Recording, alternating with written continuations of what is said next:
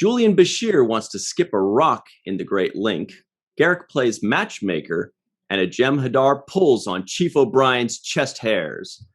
Hey, everybody, and welcome to the Seventh Rule with Cirroc Lofton. What's up? What's up?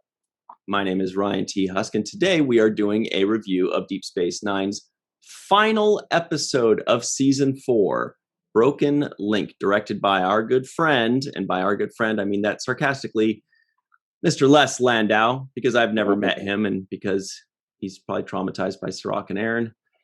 He's actually a really good guy. I mean, he's like a fun, smiley type of guy. Only when he's pushed to the far limits does he start to change character. But he's otherwise a really nice guy. Shout out to Les. Oh, that's awesome. Hope to meet him someday then. Story by George A. Brozak. Not what you thought it was the first time, Cirroc. Teleplay by our good friends, really, Mr. Robert Hewitt Wolf and Ira Stephen Bear. This originally aired June 17th, 1996. Those were the days. Those were the days, yeah. How you doing? I'm doing well. I'm doing well. Interesting that this story was by somebody else, because this seems like it could have been an in-house written Felt story, like right? It was, yeah. Yeah. The fact that somebody submitted this idea, I guess the big thing was, the connection to the link, which I felt like I'd seen before, but it wasn't. It was the Trill episode with Jadzia, where she was kind of, wasn't it? Yeah, where she goes swimming in the milk or something. Yeah. So I thought I had seen this before, but then I kind of double checked on that. Well, Odo has visited there. The yeah, right. So yeah, there's definitely but something at there. That time it was like a cave. I don't remember it being like this, like the sea, like this giant. Right. Well, the cave was where they had the officers hidden underground, on this homeworld, on this planet. But yeah, let's definitely talk more about this, because there are definitely a few things there. But before we do, I do want to make sure that we let everybody know to go check us out on Patreon. Go to patreon.com/the7th-rule. Check us out, become part of the team, join in the fun, share it with your friends. You can join us on our show. You can join our awesome monthly roundtables or weekly free-for-alls. Lots of good stuff. Be part of the team and get IMDb credits and credits in the end of every episode. It's really cool stuff. Plus, it helps keep us going.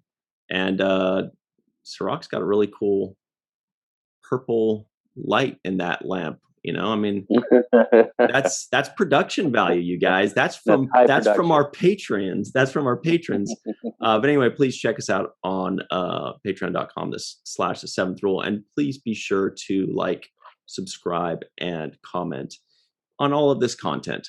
Anyway, let's have some fun and talk about this episode. That planet, huh? Oh, here's the planet right here, and this was when Odo had his famous nude scene. Yeah, I'll reserve my nude scene comments for later. I didn't.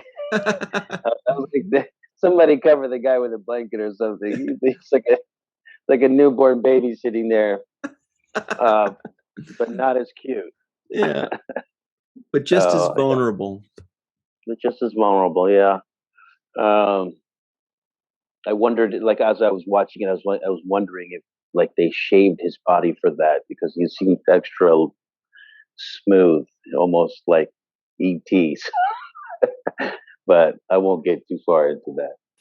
Yeah, maybe that's one of the things of the founders is they just don't have body hair. Yeah, because he never grows a beard or anything like that. Yeah, that's a good point. I hadn't thought of that. Yeah, I was like, wow, he's smooth like that, like literally like a newborn baby. I thought that was interesting. But this episode, like I said, it was kind of, as you described the story being somebody submitting the story. It seems like this is something that they could have easily had just, you know, whipped up themselves. It wasn't too far out there as like a one-off episode where it's telling this really ridiculous kind of story. But Right. I get the main gist of what was probably pitched because we've had a lot of writers on that have talked about their pitches and how the writers just attach themselves to one concept of that pitch and maybe just one idea of it that they really extract and they go take that and run with it. But maybe the idea originally was Odo becomes human, right? I mean, it could be reduced to that.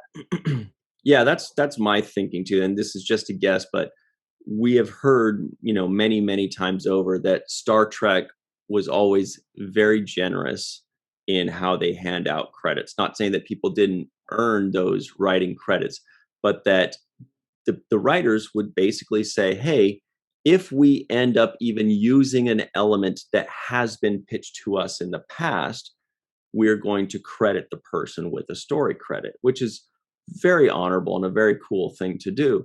So, and you're right, the very final episode of season 4 is usually an in-house thing, especially when Robert Hewitt Wolf is the one writing it.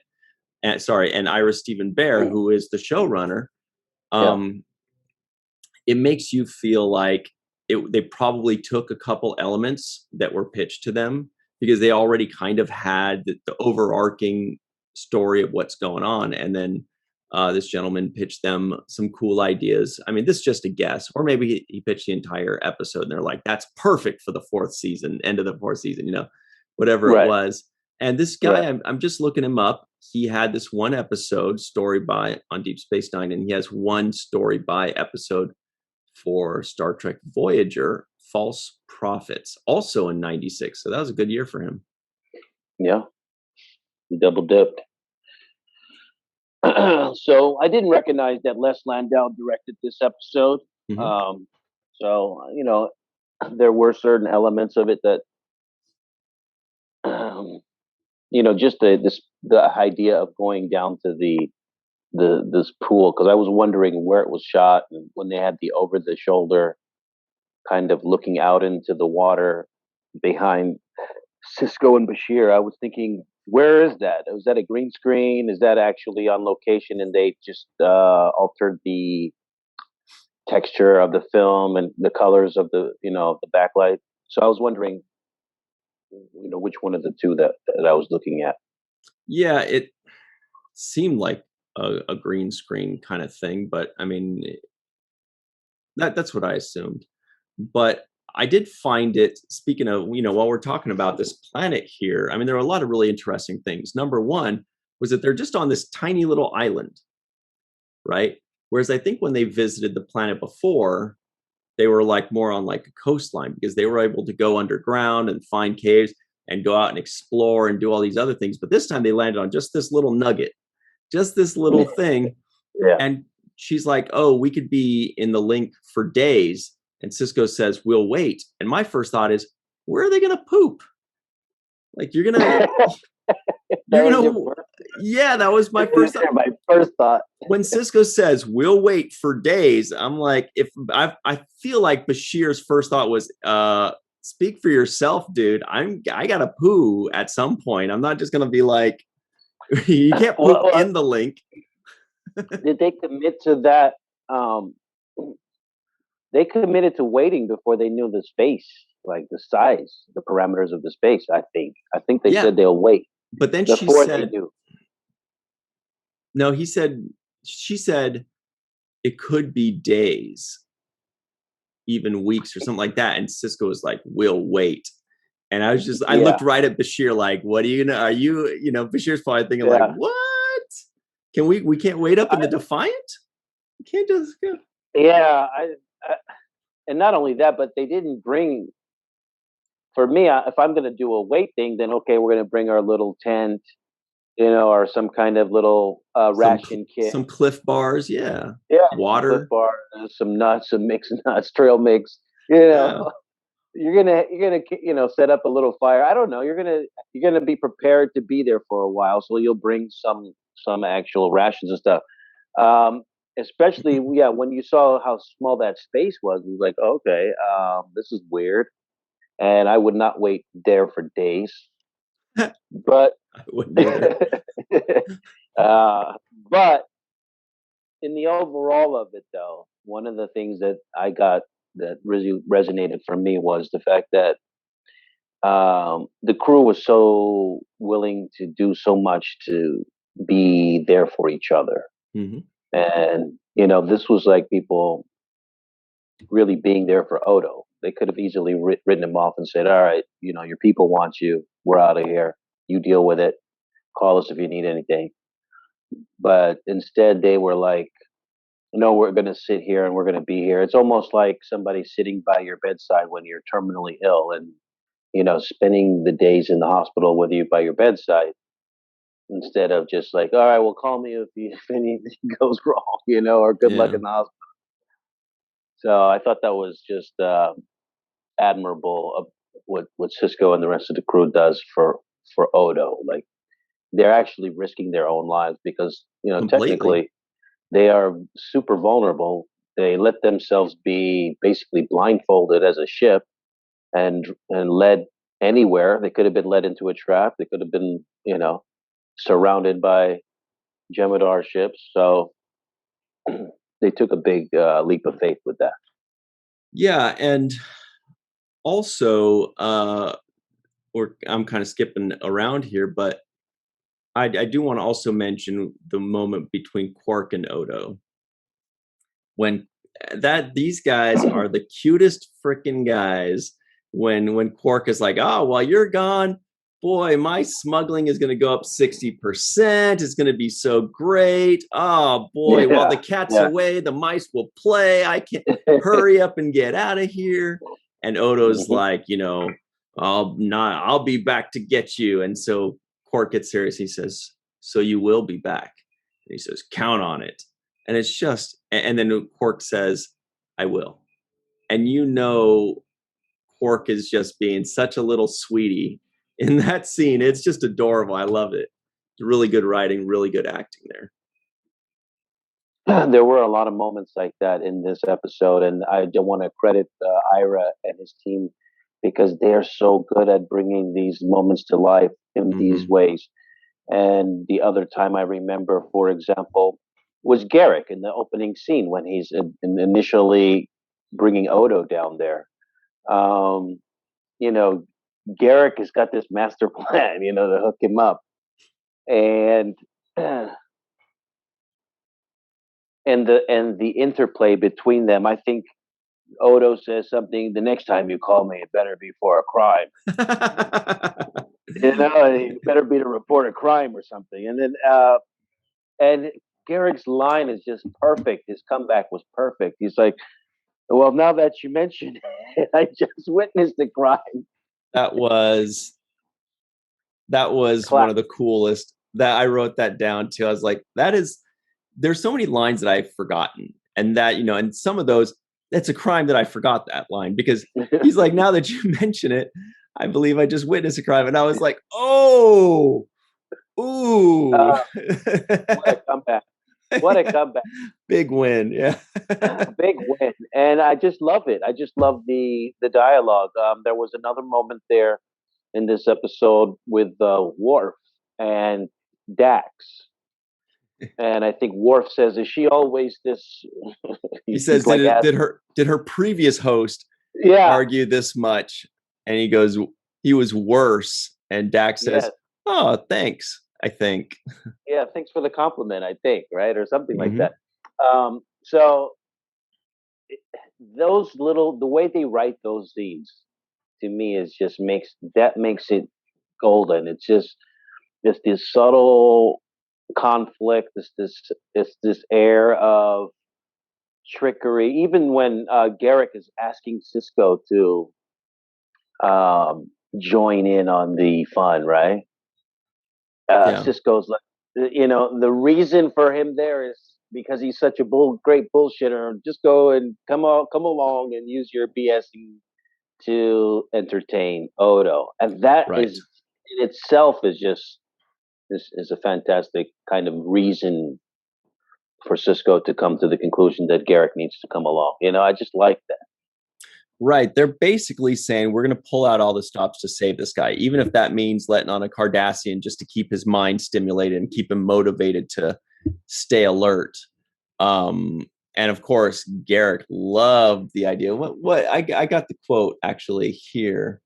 He says, "Just give me a seat next to Odo's bed, and I promise you, I'll conjure up enough innuendos, half truths, and bald-faced lies about my so-called career in the Obsidian Order to keep the constable distracted for days. If there's one thing Cardassians excel at, it's conversation." Yes. Ah, what a magical line. And of course, the way Garrick delivers it. The way he delivers like it. honey. It's perfect. It's perfect. And I mean, there's just, when you match it with all of everybody's delivering it like honey. I mean, Quark and Odo, just their scenes, they're both hitting the notes exactly the way it should be hit. When Sisko, when he goes into his mode and hits the notes that he's supposed to hit, I just love it. I actually like the moment where Bashir calls Garrick off.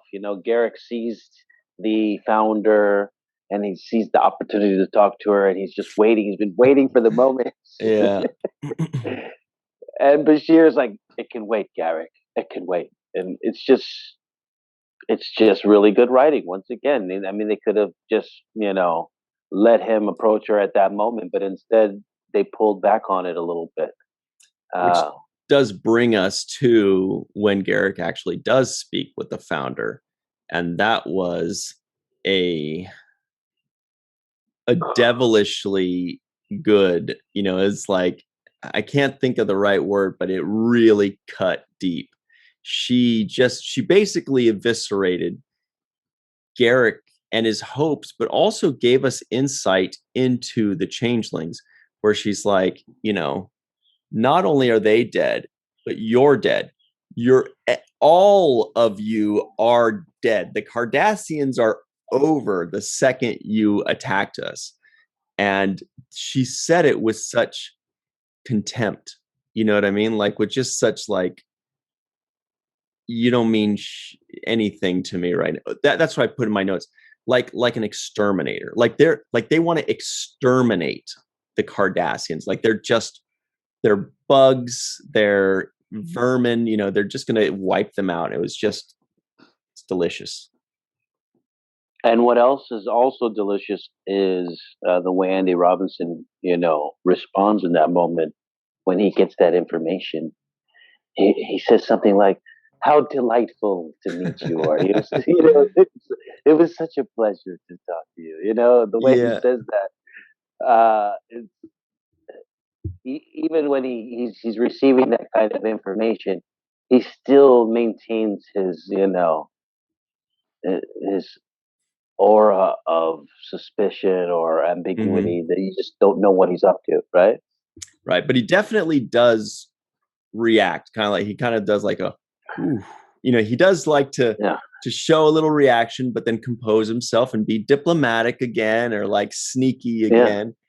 Like he's thinking like he does it a lot with his eyes too. Like he'll kind of like look to the side, like, and when he does that, he's thinking, I got to make a few phone calls right quick. But let me finish this conversation here. But I got to make a couple phone calls. Yes. Like that's some information that I have used for.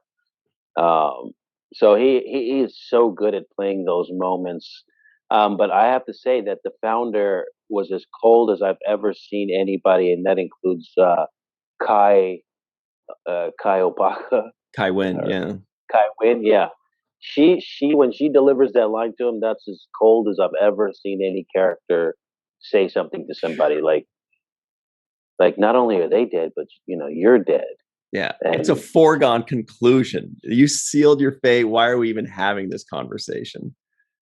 And I really don't even want to take the time to explain it to you, but I want to just kill you right now with these words, so that your bubble is completely burst and that you have no hope for any future. Right. So she wants nothing to do with him or any Cardassians.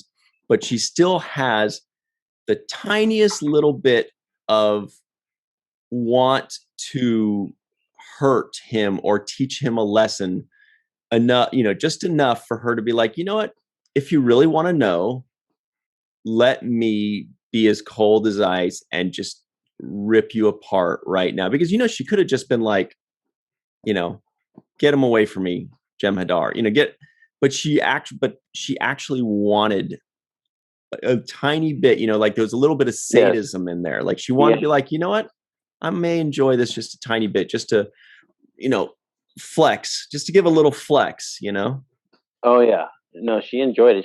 I think she said, "You're Cardassian, right?" And there was like, like she's like calling him out, like real stoic, like, well, you would understand what I'm talking about. Mm. I'm going to let you know that you guys made the worst mistake of your lives, and this is what's in store for you. Mm-hmm. Tell your friends. Have a nice day. We'll never talk again. Bye. Right. And this of course leads us to another really good scene. I mean, there are some great moments for Garrick, which is when Worf catches Garrick trying to basically destroy the Founders' entire homeworld and existence. And I don't know about you, but my first thought was, ooh, you done messed up now, Aaron, or whatever. like, oh boy. But then when he starts talking, you go, he's right. He's totally right, isn't he? Yeah, I wrote the same thing down in my notes. I says, does Garrick have a point? Does Garrick have a valid point? Totally, yeah. But what was interesting in his monologue there was a time when he says, yes, they'll die, Sisko and Bashir he was talking about, and so will we.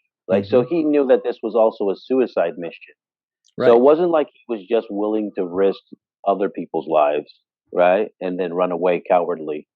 He was actually willing to die himself for this. Right, which shows that how good his intentions are. He's not doing it because he just hates the Founders and wants to kill people. He's doing it because he's saying, yes, we'll all die, but it is worth it to save the entire Alpha Quadrant. And you realize that for one of the first times ever, Garrick is trying to save the world. He's trying to save the universe. He's trying to do something for the greater good of people around the quadrant that he's never even met. He's actually being a hero in his mind. Really, it was really good insight on Garrick. It was kind of the first time that just out of nowhere, he's trying to risk everything to, for the greater good. Yes, and you see, because Garrick is always pretty much, at least from the most part, he comes across as a person who's motivated by his own self gain, right? So it's all about what do I get out of it? What does it mean to me? How can I use this for my own advantage? Mm-hmm. But in this particular instance, yes, he actually shows that he has this ability to think outside of himself and think for the greater good and what is, the best thing or the right thing to do. Now, it brought up such a great question, because you think about these kinds of things, if you could go back in time and, for example, take Hitler out, would you be justified in doing so? Wouldn't you say, hey, I'm saving this many millions of lives, and yeah, I'll be a murderer, or I'll be convicted, or I'll get killed in the process. But yeah. But the world doesn't suffer. Right. But a gigantic but there. Right. So Garrick has a point, actually, because I almost wanted him to be successful at his intent, The show would kind of be over, but hey, actually we do have to jump to our break right now, but let's talk about this a little bit more on the other side, because there's a lot to this, and it was a really powerful moment. And I think it did the same thing to both of us, where we're kind of like, huh, yeah. you're right, Garrick. So we'll take a super quick break, and we'll be right back on the seventh rule. Everybody, welcome back to the seventh rule with Cirroc, Lofton. He just took a quick snack. I didn't know you were going to be able to say hello. So real quick, here are the trivioids that may or may not have made the cutting room floor. Garrick plays matchmaker. Shalon Arroyo, I think that was her name. Shalon Arroyo owns the Celestial Cafe at the Promenade. Odo's mass and density are in a state of fluctuation. Gowron demands that the Federation leave the Arcanus system. Sisko successfully predicts how many times Kira sneezes. Kira delivers the criminal activity report to cheer Odo up, which was another great, cute moment. Odo confronts an alien about missing phalangian diamonds. Garrick says he was once a gardener on Romulus. Oh, mention Romulus, I get to officially wear my Romulan ale shirt. That's the rule.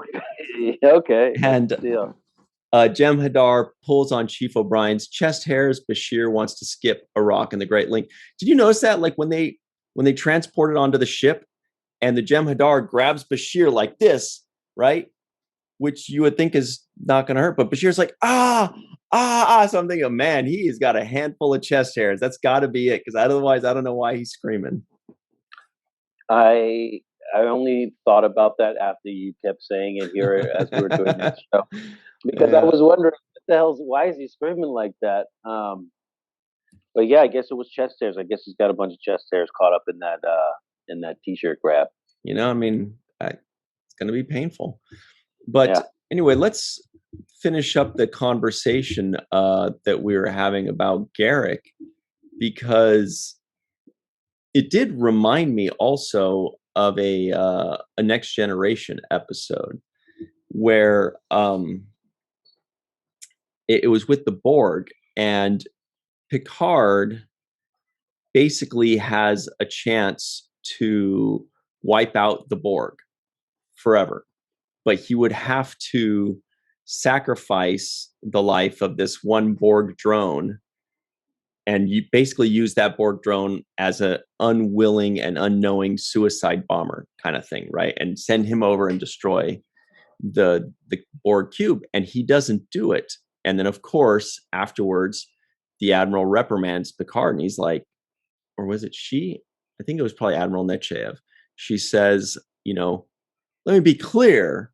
The next time you have a chance to rid the Federation of a mortal enemy, you can do it, because he was being like, he was playing the nice guy. He was like, I don't want to condemn this poor guy to death just to wipe out his people. So anyway, this reminded me of that, just in a way where Garrick was kind of like that Admiral, where he was like, hey, it doesn't matter the cost.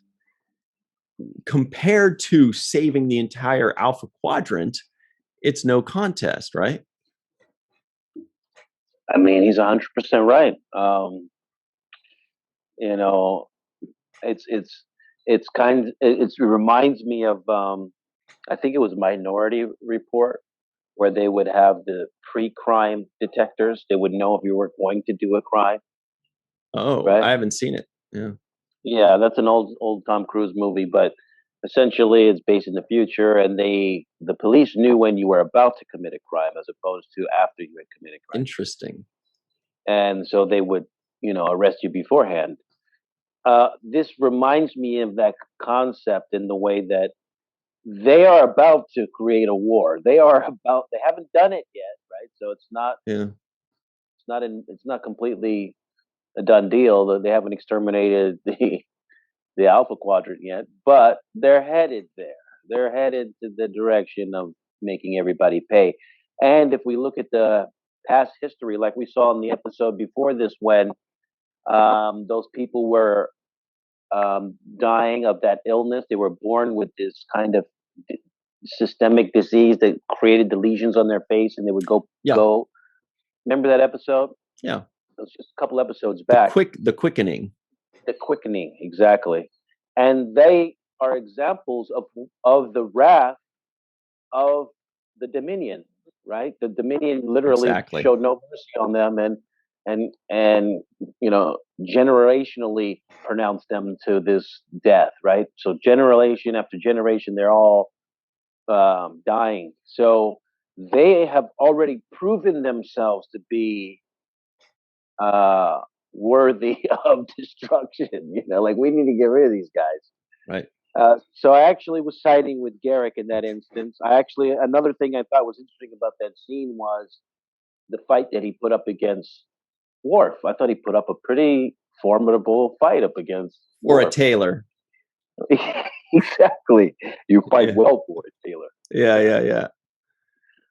But it was a pretty good fight. Like he was really, he was holding his own for a second against Worf. Had to like pull out some of his tricks and really like.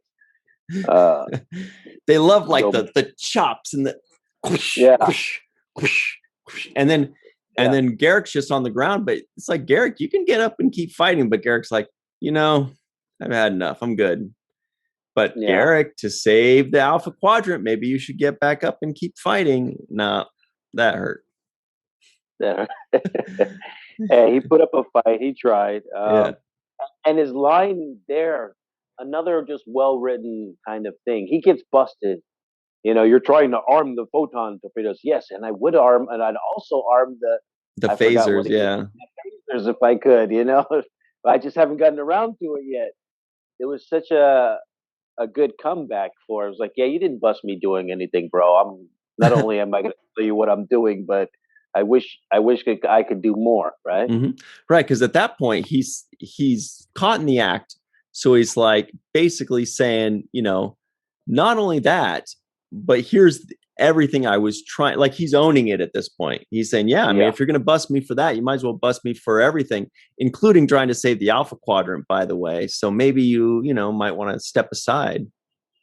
Yeah, step aside or help me out, because there's going to be a lot of lives lost in the future, in the very near future.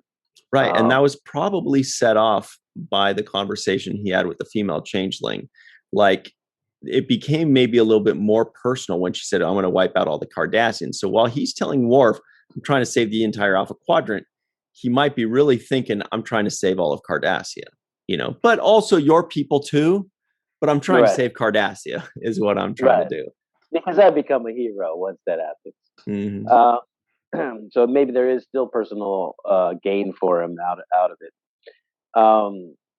But I do want to say one of the things that kind of surprised me was the willingness for Sisko to allow Odo to join the link, right? Because I was thinking, didn't we have a whole episode where the founders were shape-shifting and infiltrating Starfleet Academy, I think it was, or Starfleet headquarters. Right? Yeah, they had 4 changelings on Earth completely wreaking havoc. So we already know that these guys are a major problem here. Yeah, and so the only hesitation I have in this episode is knowing that the changelings are that clever and they send 4 guys and they can take over your whole planet if they want. They could easily deliver a fake Odo back to Sisko and Bashir. Totally. Right? He could easily look like Odo. He's a shapeshifter too, but it's not really Odo. So I was thinking, that would be a clever plan for the founders to infiltrate DS9 and have their guy on the inside. Right, and that's kind of how they ended the episode, was saying, Odo's saying, hey, which was, I thought was a really smart way to do it, when he said, I could tell they were trying to hide certain names and certain events and certain things from me, but upon seeing Gowron's face, I think he was definitely something that was flashing there. And I think he is a founder, and they were trying to keep that from me. And, so presumably they've somehow figured out how to infiltrate the Klingon High Council at the highest level, So they're probably doing, and we've seen them already do that similarly, on Earth. So yeah, they're everywhere at this point. They can do almost any kind of, they could win wars without actually going to war now. I mean, yeah, obviously they could, because they can infiltrate to the best of anybody's ability. If you can make people believe that they are talking to somebody else, then it's so easy to infiltrate. It's so easy to take over. You could easily be the president, the prime minister, the leader, the general, whatever it requires. So yes, they have immense amount of power, and that's once again brings up why Garrick has a valid point in trying to do what he wants to do, and perhaps which is why the reason Sisko doesn't punish him so hard, right? Because I think the punishment was like 6 months or something. Yeah, didn't seem like anything. I thought the same thing. Like, I mean, he tried to do genocide. He tried to commit genocide, right. But they're like, well, we are going to need a tailor still. So, I mean, who else is going to fit Odo for his clothes? Because he can't just make the clothes now. He actually has to get somebody to make the clothes for him. So yes, they will be needing a tailor. But how cool is it that now Odo gets to experience hunger and eating food? Like he's gonna be like, oh my God, this is so good. I had no idea prune juice or whatever it happens to be. He's gonna be like, dude, this is the best. And they're gonna be like, oh, you should really try some Tabasco sauce or whatever. Oh, is it good? Oh yeah, just guzzle that. Oh boy, you're gonna love it, Odo. Yeah, go to town. Oh yeah, I could just see him now from the rest, just always excusing whatever he does by saying sorry first time. He could fart at an awkward moment and be like, just look around. Hey, first time, sorry. Is that not? I didn't know it was coming. Kind of like when he first met. What was that lady? Shalon Arroyo. When she walks away and they're like, what a woman, right? She is so pretty, isn't she? And Odo was like, oh boy, she sure is pretty. And then, he reacted very strongly to something completely unrelated. But it certainly looked, it looked like it tailed in on that. He did go into his herky-jerky mode. He did react in a very peculiar way.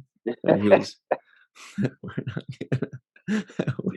And actually, Garrick says a nice line there that I like the way sometimes when he talks, it sounds really poetic.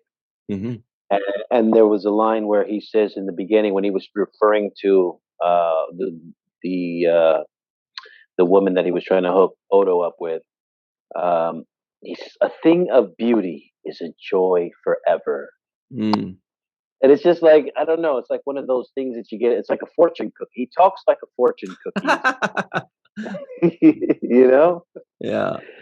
And I love that about Garrick, his little fortune cookie moments. It's true though. He does every once in a while just kind of throw these things. Like he's like a poet, he's out there he's a dreamer, and he's super creative. Yeah. And he's just like, God, I wish I could have, kind of like how Quark is always like, I should have just been selling, ammo and guns. I blew it. Garrick is thinking, God, I should have just been a poet. I should have. I mean, he's great with words and he's great with his imagination. He actually would make a great writer. Jake should be trying to recruit Garrick to be writing some of his stories down, because he can make up stories with the best of them. Did you notice what is the official terminology now when something is like an Albanian? I know. I wrote it. So I wrote that down too, because it literally is every single episode. We need to invent the terminology for it so we can actually call it out. Right. I think you like Namm. The Namms, right? Right. So what I've got, the placeholder right now is just the Trek naming game, which is, it's just a generic term. And for those of you that are just hearing us say this for the first time, listen in. For those of you that are hearing this for the 10th time in a row, don't get mad, give us an answer. They're like, you always say this.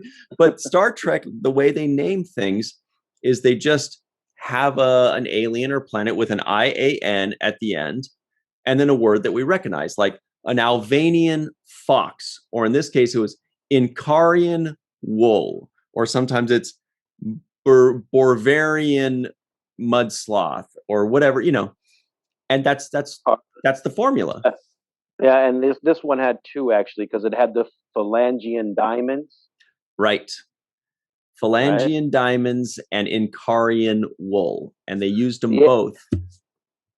And they used them both, and I thought, wow, that's whatever we come up with. I think it has to use that same principle in the title of it. So, for example, yes, you know what I mean, like a Trekkian naming. Yes. Very good. Very good. That's exactly what it is. A Trekkian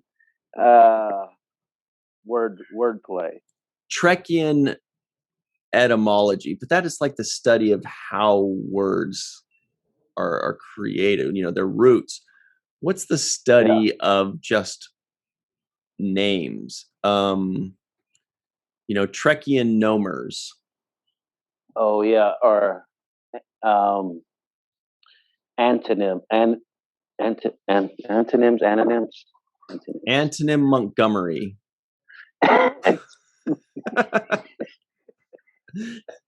That's a good one. That was very good. It's better than the one I almost said, but I chose not to. It was when you mentioned that other episode. I was going to call it the Bis Quickening. Oh God! See, different reaction. The Biz Quickening. No, yeah, I'm not gonna extend that, because I had some stuff. I thought it was another interesting moment here in this episode where Bashir is diagnosing Odo, and he says, "We don't know what it is. You might be going through menopause." Yeah, and his reaction, and then he says, I'd suggest you don't mention that one any further, or something like that. Yeah. What did he say? Oh, Cirroc, are you still there? Did we lose you? Yeah, I can hear you. Oh, I hear you. Okay. What did he say? He said, just looking to try to see what.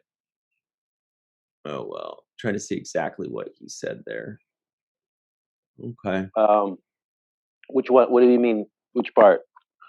Just when he mentioned the menopause thing. Oh yeah, he says. Yeah. Odo says, "That's an interesting theory, Doctor. One that I suggest you keep to yourself." Yes.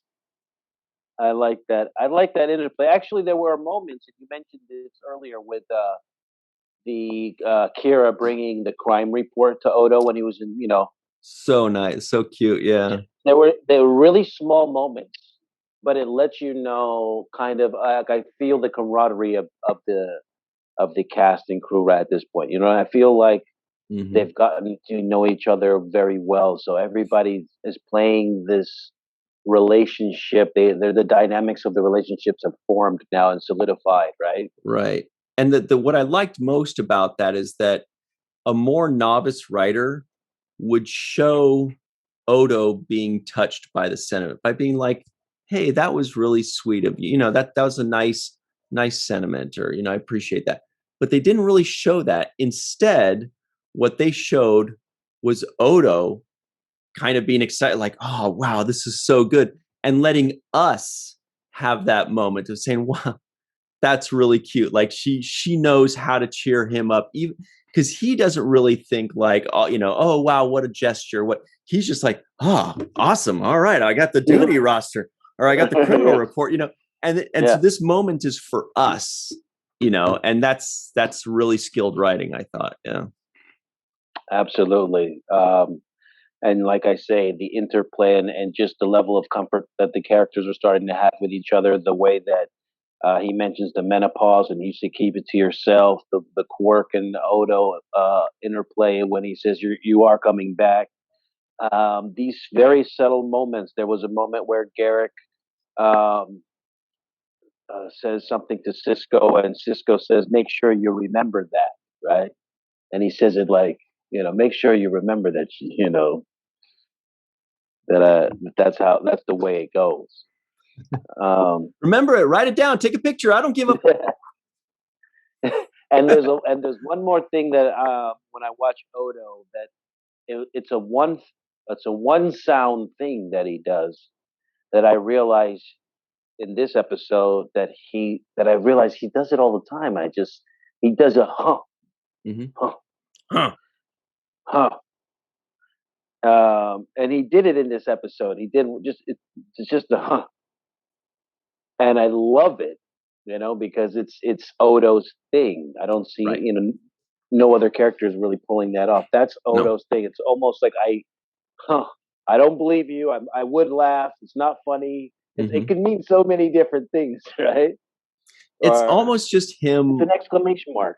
Establishing authority or super, just basically saying like, it's a no word answer of basically still saying, I'm in charge, or I'm in control of the situation, or I'm, it's just like some kind of, yeah, you're right. It's like a non-verbal,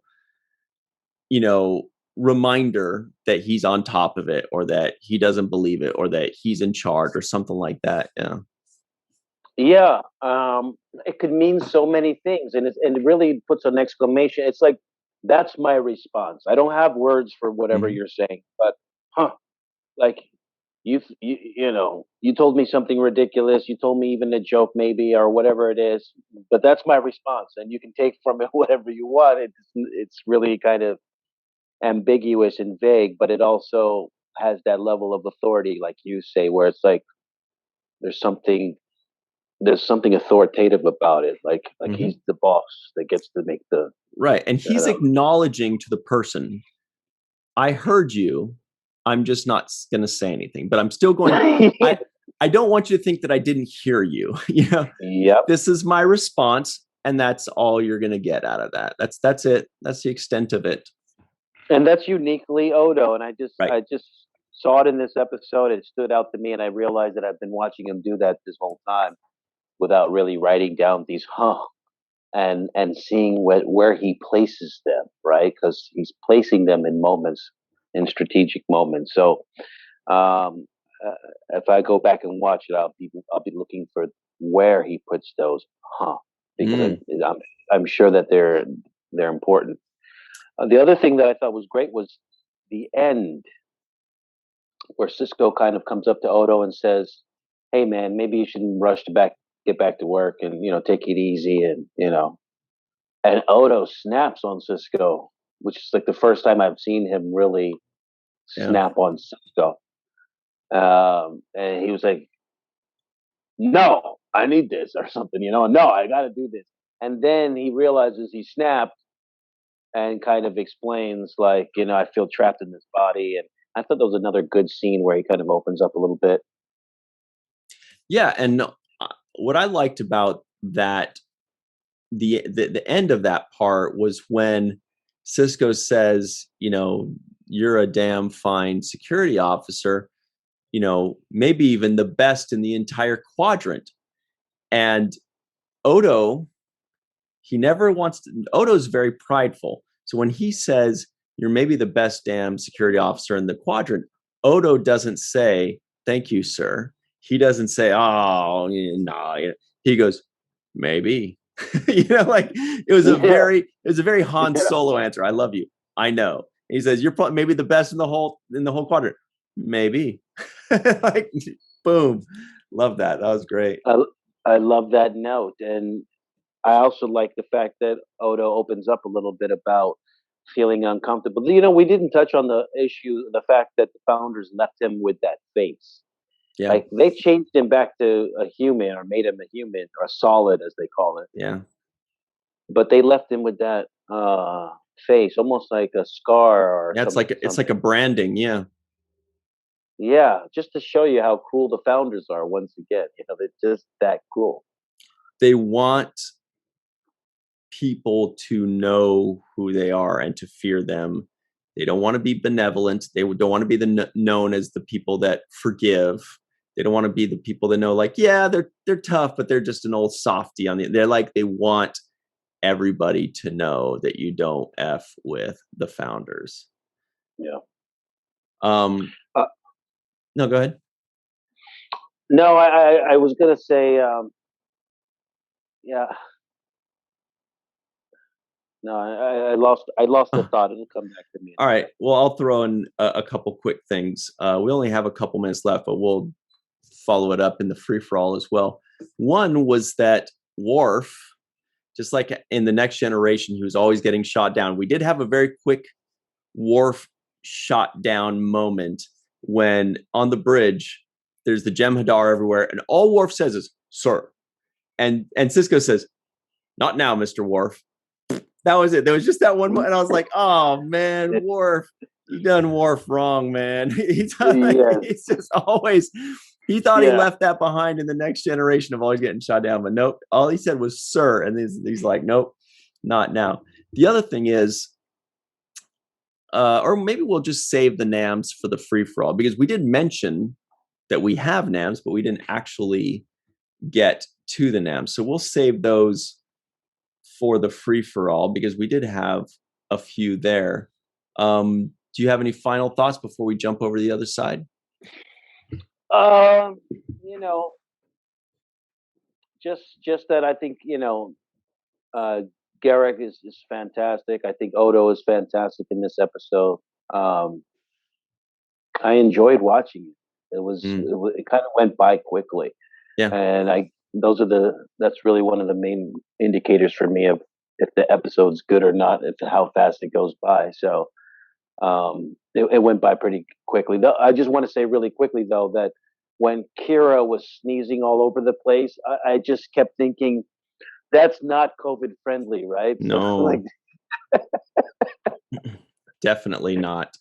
She was not even. She was just going hog wild with that thing. Yeah, she was just spraying everybody. So I did think that really brief. All right. This was a good episode. We know because it went by very quickly too. So very quickly, it's time for the nitpick. Damn it. If Odo is having such a hard time keeping his form, why don't they just transport him around in a bucket? Why are you torturing him, forcing him to stay in that bed? Put him in a bucket and take your test there. Whoa. That's really real. Now Jake Sisko guesses the IMDb score. Oh wow, I've been off on the last one. I think I was missed it by a whole full point. I want to get it closer on this one. 7.5, 7.5. The fans have rated it an 8.3. Wow.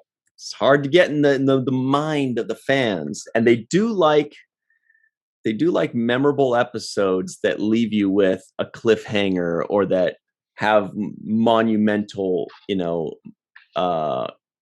changing moments. Anyway, we're gonna take a super quick break. We're gonna flip over on the other side with the free for all.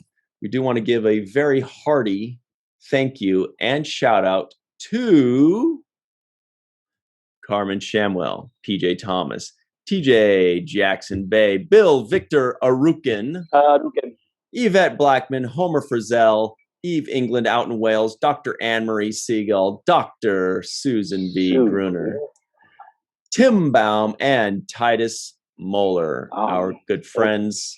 We love them, and we're very fortunate to know them. We're going to see you on the other side on the free-for-all of the Seventh Rule. Hello, everybody, and welcome back to the Seventh Rule. It's time now for the free-for-all, and today with us we have Marie Segal. We have Malissa Longo. Yay! Yay, exactly right. Give it up. We have Scott Jensen. Woo! Timothy Baum, Yeah. Ooh. Ooh. Ryan T. Husk, Boom. Cirroc Lofton, Boom, boom. and I'm Homer Frizzell. Let's get to it. Ooh. A man with the baseball player name. At least half of one. Yeah. Homer Frizzell Yeah. totally sounds like somebody that played for like, the Yankees in 1912 or something, So I'd buy that Homer card. Lofton would totally be a baseball player's name. But Yes. the Frizzell, I don't know if there were that many. I think it works. Okay, thank you. I'll go with it. This is what we're going to start with. We got a little overflow from the episode because there's so much to talk about on this fun episode. The first thing is the Namms. We got a few Namms. There were 4 Namms by my count. Can anybody name the Namms? Bless you, Kira. Crap. One. Namm. Oh my gosh. I can name one. Let's see. Go ahead. I have Dr. Mora. Yes. Yes, very good. I know That was the 2. toughest one. Yeah. I have 2, All right. Keiko and Molly. Yep. Oh, And yep. Good. What Keiko and Molly, when were they mentioned? When Kira and Keiko were talking in Miles' yes. quarters, and Miles walks in, and Molly starts giggling. O'Brien was That's a weird telling story. them about that story, funny. and he was just talking about how Right. how Kira and Keiko were talking jive. Now the my fourth dad one, Gets the, Curzon. the fourth one is another person that's been on our show, other than Hana Hate, who plays Molly. Someone else who's been on. Curzon, I guess we could have started the Curzons from the very beginning, but we never really established that one. I think Melissa knows. Yes, it's Shakar. Yep. Oh yeah. This isn't Oh, Shakar's yeah. Who's Was he name is mentioned? it? Yeah. Oh, wait. Yeah. He was mentioned by name? Oh, crap. Yeah, Okay. when Odo was talking to the founders. Right. Shakar. Mhm. Oh gosh, I feel like the founder reaches new heights of a little bit of creepy. Hey, you know what? They brought up an interesting point in that particular scene because Odo says, "How did you know that Kira fell in love with Shakar?" Right? Basically, they have spies on DS9, and they have to, right, in order to know that. Or it's their mind game. Or on Bayshore. And on And Bayshore. they saw it in Or on Celebrity Bayshore, right? Or they just watched the Interstellar. Just watch TV. Like, so funny. They're like, Kira, what? Being up with a Cardassian. So maybe you guys can help us out, and you're probably all going to roll your eyes at this, but Cirroc and I are still trying desperately to name that phenomena of how Star Trek names things, because we had 2 of them again, and we want to categorize these things. We have Namms, non-appearance mentions, but we had 2 of them. There was Incarian wool, and what was the other one, Cirroc? The diamonds. Right, phalangian diamonds. Was it Yeah. phalangian? Because that's No way. I fingers. feel like I would have noticed that. It's fingers. It's phalangian. I remember that. Yeah. Diamonds. Yeah, I believe it is. It is phalangian diamonds. Yeah, I wrote it. Yeah. So that's peculiar, but so we're getting close because Cirroc suggested that the name of this thing should be in the same vein of what they do. They say phalangian diamonds or Incarian wool or Alvanian beetle, right?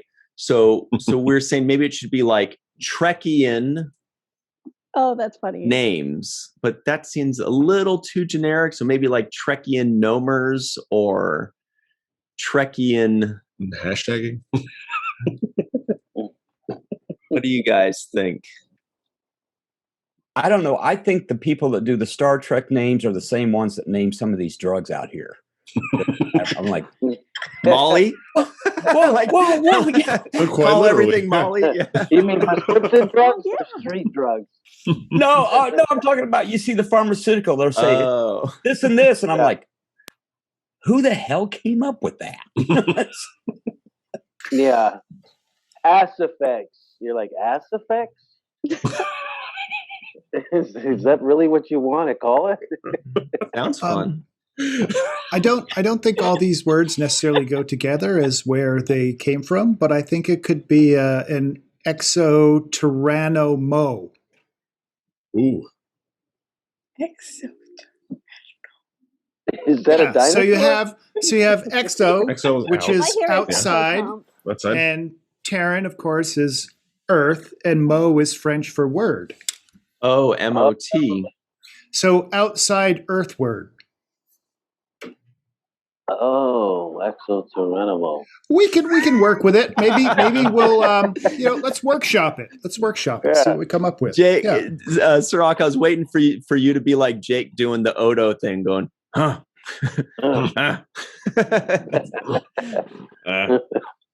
Oh my gosh. But I like that. It's original. I think it's original. Take it on board. It's not the final solution, but we can work with it.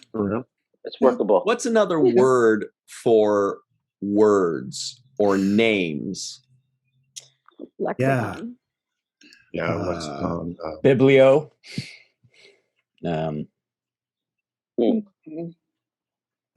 Palabra. Okay, vocab. I was thinking palabra. Okay, so Yeah, this is going to take a lot more. we'll keep workshopping We it. could, yeah. We could actually use a dictionary too if we wanted to get crazy. Thesaurus. Let's see. Oh boy. Well, while I'm looking up in the thesaurus, Homer, do you have any thoughts on this episode that the rest of the team can discuss? Well, I have to be honest. I haven't great. finished rewatching the entire thing. So I got to the point where the founder, Salome Jens, is in the hospital, not hospital, but where Odo, is sort of convalescing or whatnot. And they do the sort of like the handshake thing. And she was just really not nice to Bashir. And I thought that was uncool. Or that Jemadar. I know, very much. Yeah. So, See her true and I colors wonder why wasn't there a Vorta? Because I think that the Jem'Hadar, She just I like to see more Jeffrey Combs, I guess. Yeah, I think she it seems like they don't like to be around the Vorta that much, even though they helped create them. They think they're annoying. Well, Later on, when you see the founders with the Vorta, they're always so annoyed by them. Well, and Ridiculous. in this situation, it was more about security rather than negotiation or middlemen. yeah. And then the other thing I'm just wondering what the Jem'Hadar did to O'Brien on the bridge of the Defiant. Yes. Did he grab him by Yes. his chest hair? Or Yes, A Right, plus. That's what Brian says. It's I like- didn't get it either. Yeah. Well, and they go, "Are you okay?" And he's like, "I've been better," but never It's like- said what. Yeah. The dude has been through a lot. Very good. Thinking- Homer, That's yeah. a Star Trek energy bolt. I don't know. They must So- have really strong fingers.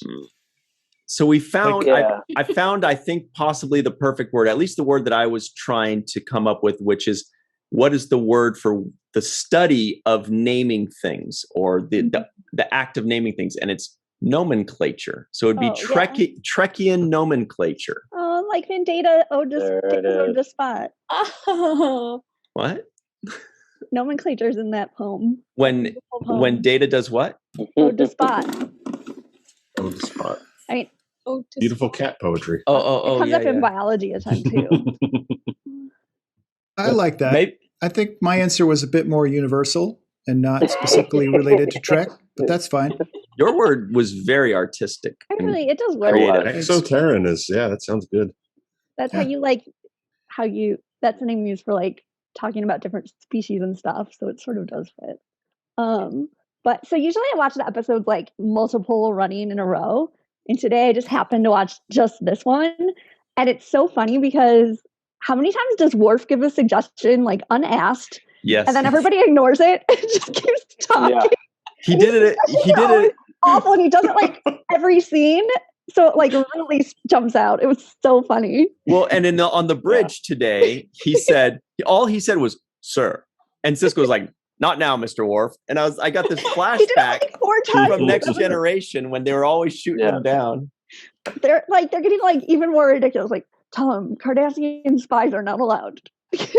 Like, like, oh, thanks for that idea, Worf. And then everybody just ignores it and keeps talking. And everybody ignores that. Yeah.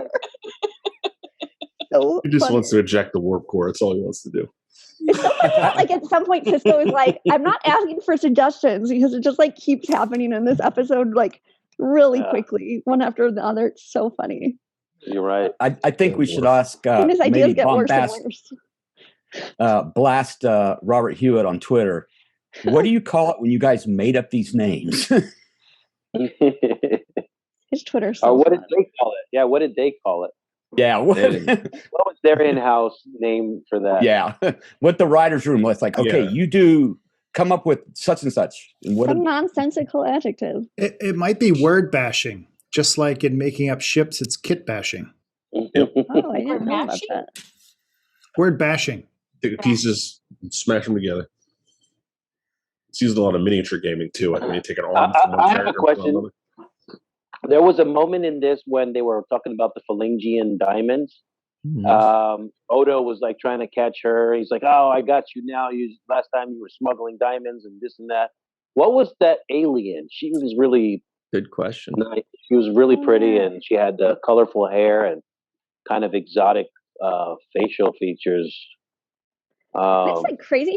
They bring her back like a few times, even though she's never like an integral part. It's impressive they have that kind of continuity. Was she the alien that one time, like maybe a season ago, she was standing up on the second level of the promenade and looking down on, I think maybe Jake, Sisko, or something, and it just kind of showed her watching, but it never actually panned out to her doing anything. Maybe she passed the information on to a Romulan or some other alien that actually did something, but we just watched her looking down, if I remember correctly. She's the one who sells them the baby.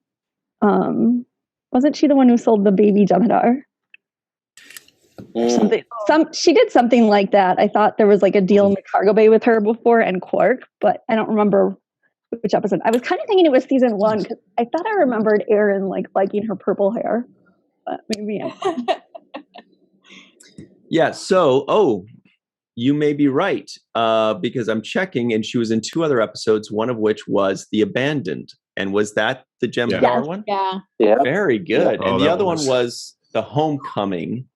And I think that may be the one, the one I was thinking of. But yeah, The Abandoned, you got it.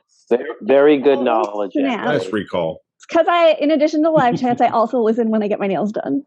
There's nothing else to do except like I'll be like giggling out loud, and they look at me like I'm crazy. What kind of alien was she? Did you find that out? Memory Alpha, that bitch. I don't think she has anything specific. Let's see. Okay. I thought it was funny in that scene because Odo, he's like, "Yeah, I caught you. You know, He's you're the worst. Phalangian diamond," and then he melts into a puddle. She doesn't call anybody. Like how And then you see awful. his hand coming out in a puddle, like, "Help me!" Yeah, it's so cold though. She's just like, oh, he needs some. She doesn't even call anybody. She's just like, oh, Yeah, she doesn't perfect. call anybody. Let's She's go. like, "Let's get out of here." Man, The what a career bad criminal couple. right there. Yeah, she was out. So she is a Boslick. Oh, okay. Oh, actually, I think I knew that. Oh, and then the other fun person. Did you guys already talk about Arroya and how she was in TNG in one of my favorite episodes, The Royale? No, we did not. But stay tuned for that. First, I want to know, Anne Marie, what has made you laugh the hardest while you were getting your nails That's done? so easy. Uh-oh. when that rat was in the cargo bay, and Cirroc was like, that rat was such a good actor.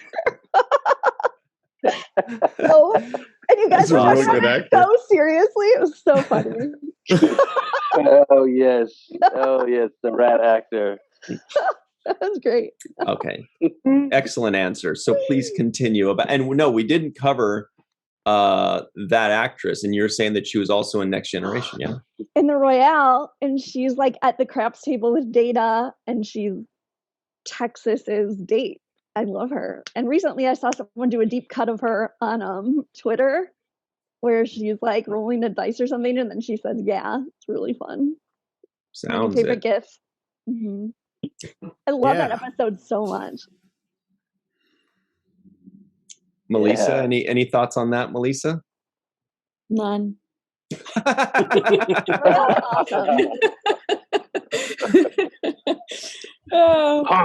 I think the rat was a good actor too.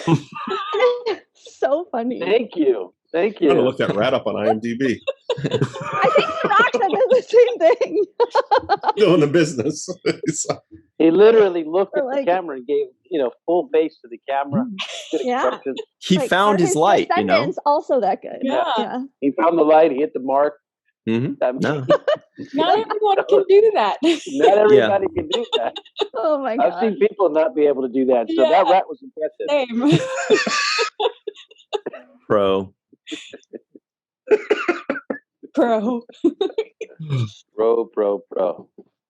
Well, also shout out to our good friend Mr. Don Crandall, who has rats and on purpose, and he loves them and cares for them and teaches us that they only live to be about 2 years old, generally speaking.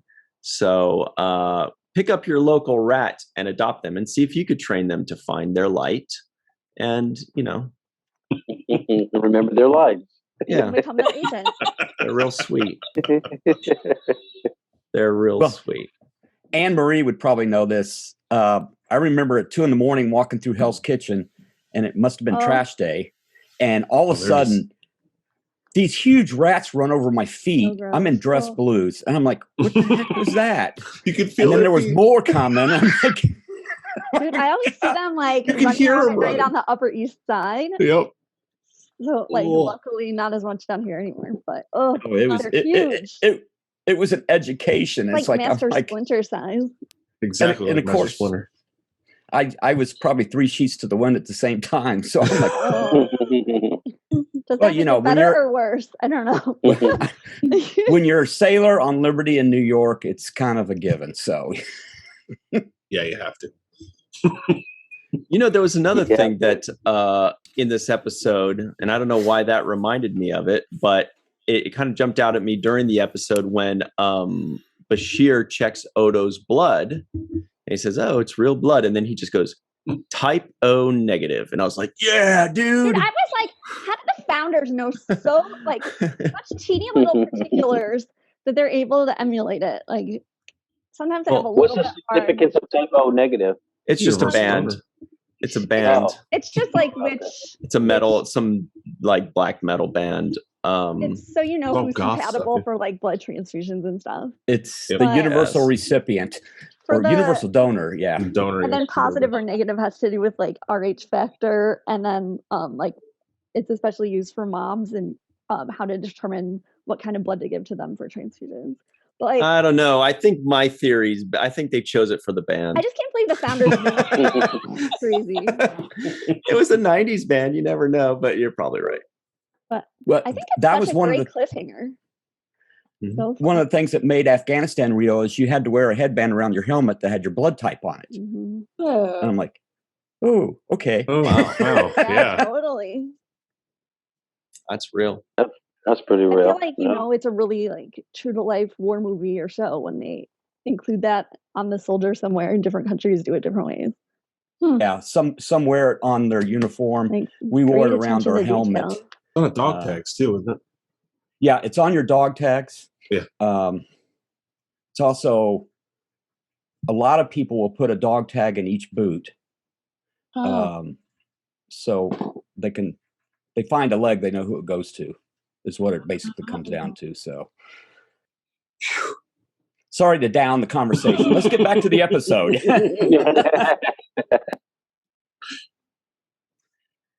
Well, does anybody else have anything to add about this episode? There was a lot of really good stuff. There were some funny moments in there, like when Bashir is about to skip the rock in the Great Link. That was funny. It was a moment I had forgotten. Ow, ow, ow, ow, ow, ow. They throw it back at him. Every time it skips, they go, I was just like so touched by Sisko though, like wanting to go down with Odo. It's just such a sweet moment. Yeah. And So much I wanted to bring up, we did it before taping. Odo does the same patrol every day at the same time. It's a wonder there isn't a crime wave on Deep Space Nine. Right. Man, I'll look out for you. It's like, okay, 913 is passed. We can hit this place because he's down there. Yeah. It's like a couple yards behind them. You never know when he's the rat. I like how Quark has his smuggling percentages already calculated. Smuggling. Oh my God! 60%. It's like Vegas calculating the odds. You know who's going to win a championship or something. It's like 60% increase. And so sweet. Yeah, I thought it was sweet. It was very much I'm going to miss you, but oh yeah, of course you'll be back. Mm-hmm. And I'm going to take advantage, but I want you to come back. So yeah. I love Deep Space Nine. It's so good. You know, Odo would lose his ability to be such an enforcer as a security officer by being human, right? Like, I'm sure that takes away his big power. Yeah, his physicality at least. Yeah. Mm-hmm. Yeah. He can no longer shapeshift. He can no longer, punch people in all different directions and do whatever he wants. Yeah. So he's now basically just as vulnerable as any one of us, right? Mm-hmm. Or like his energy level, because it seems like he's constantly working, except for like every 17 hours or whatever. We don't really know how long he has to be liquid. How does he have to regenerate? Yeah. Well, but you know what? I'm like, can he keep that intensity up as like just a mere mortal? Also, and you're a doctor here, Marie Segal, so maybe you can better answer this question. But my first thought is, if he's born or suddenly does he have a belly button? If he's just suddenly flushed out, he doesn't with this body that he's never used, right? How does he have the use of his arms and limbs, like the coordination exactly. Like how is worked in Little like, Mermaid? Like he's just going like he's just like, how do I use my muscles? How does this all work? He's never done this before. We don't think about using muscles. He's watched everybody do it. Yeah, but just downloaded all that muscle memory into his brain. Well, also like in the next few episodes, spoiler alert, they kind of start talking about it where he's going to Dr. Bashir constantly, like because he falls down all the time. Yeah, or like he's sitting up too straight and strains his back muscles, and like I love that Deep Space Nine has that attention to detail and is gonna, touch on it. I think all of it's amazing. Okay, good. But even babies have to learn motor skills, and they're born with their limbs. But I guess he's already got an idea of how they're supposed to work. Maybe we just missed the end. Learn everything. Like baby cow getting up for the first time when he got out of the link. It was just an unfilmed episode. That's all it was. We just missed it. It was just Odo falling down. It's just amazing and mind blowing. Like in this episode, like how did they fit all of this in 43 minutes? And it's such a great episode. Yeah. Like, holy crap! That's like magic. Right. The amount that they were setting it up made it feel like it was going to be a two-parter because they were just setting up so much. What were you saying, Cirroc? No, I have to agree with you that they squeezed a lot into such a short amount of time. That's why I felt like it went by fast when I was watching it. But I also want to say that I was expecting Odo to have a different approach with the Bajoran girl at the end when he actually was a human. Because in the beginning, as a changeling, he's like, "Oh, you're boring me with these human customs of courtship and approaching, and you guys waste time with women, essentially." But now that he would be a human, you would think that his interest would be a little bit different, and he would have changed his mind about that, because now he experiences things like hunger and fatigue and everything else. And everything else. And the outfit wasn't that cute. Do you mean he's actually, in addition? Cute, no. Like, she was a little bit full of herself. Okay. But you get a libido as well as all the organs. Is that what you're saying? Yeah, so all of a sudden it clicks where it didn't before. It's like, oh, what is that? You know, I wondered about that, because he seemed to have one before too. His tastes have changed as far as who he's attracted to. Maybe he's just not attracted to her. That's true too. No, that's true. But I just feel, he likes brunettes. Like he would understand it a little bit more. You know, he would be like I don't know, just a little bit different about his approach now. He's not so robotic about it. Homer and Scott, do you guys want to break this tie? What do you think? Was she a little full of herself? Was that outfit no good, or should Odo go for it? Go ahead, Scott. I mean, I don't know. He's fresh out of the oven, essentially. You know, it was like his first shot, so as a solid. So I don't know. I've made a lot of mistakes with women in my life, so I'm probably not qualified to. Yeah, not the best person. Go for it, Odo, from the background, or I don't know. I'm like super intrigued by Garrick's dating service now. Dating service. Yeah, See, I think Garrick is a great judge of character because he, knows how to torture people and everything like that. So I would probably take his advice. I'd ask him what to do. It's just like so sweet that he was doing that. I just love it. Everybody's so multidimensional in this episode, and it's really like paying off like all the seasons preceding of everyone up. That sets us up for our question before we go. What was the sweeter moment, the sweeter gesture? Was it when Garrick hooks up Odo kind of twice there? Was it when Quark says, basically says, so you'll be back, make sure that you come back? Or was it when Kira brings him the criminal activity report in bed? Oh my God, they're all those ways. What do you think, Tim? What was the sweetest moment? What was the sweetest gesture? Between Odo and Quark. It's the actors, the looks on their face were like, we are adversaries, but we're also very close. So it's like, I know you're going to take advantage when I'm gone.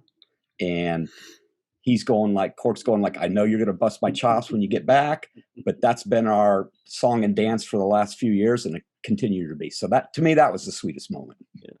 What do you think, Melissa? I'm going to say Kira, obviously, and Odo, because it's very thoughtful of her, and who else would know that he would appreciate the criminal activities report instead of being fawned over and all this sympathy. So, I mean, it was very thoughtful in knowing that it's something that he would actually enjoy or get something out of.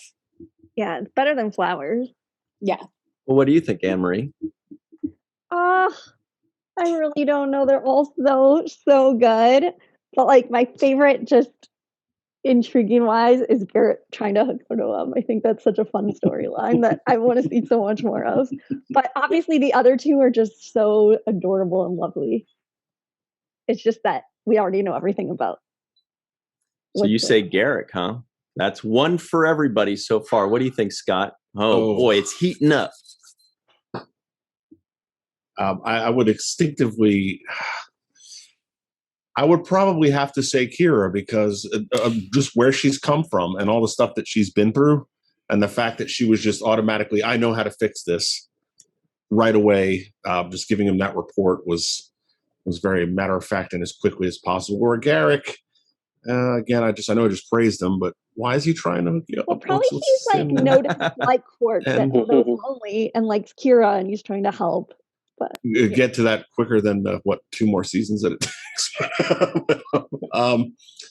But then I was a softie since I first watched the show for the Odo Quark dynamic as well. So it's really hard, but I would probably say I'll probably go with Kira though, overall. All right, for sure. Odo shipper. Homer, it's heating up here. What do you think? Yeah, it's pretty hot. I want to mention Deliveries. It's an honorable mention, one that you haven't talked about, and he was doing it because he had to, and it was Garrick telling Odo stories to distract him. But as far as my official weigh-in of the three, it's Quark, Odo, and it's because of all the subtext. Like, neither one said what they actually meant, but you could tell there was something there, and you could tell the meaning. Spark. Oh crap! We also sort of, yeah. A great link too. There are just so many. We're just going to pick a top 10, then. Boy, not all. What do you think, Cirroc? Well, I'm going to add one that also wasn't mentioned, and that's the Sisko making the decision to basically escort Odo himself down there.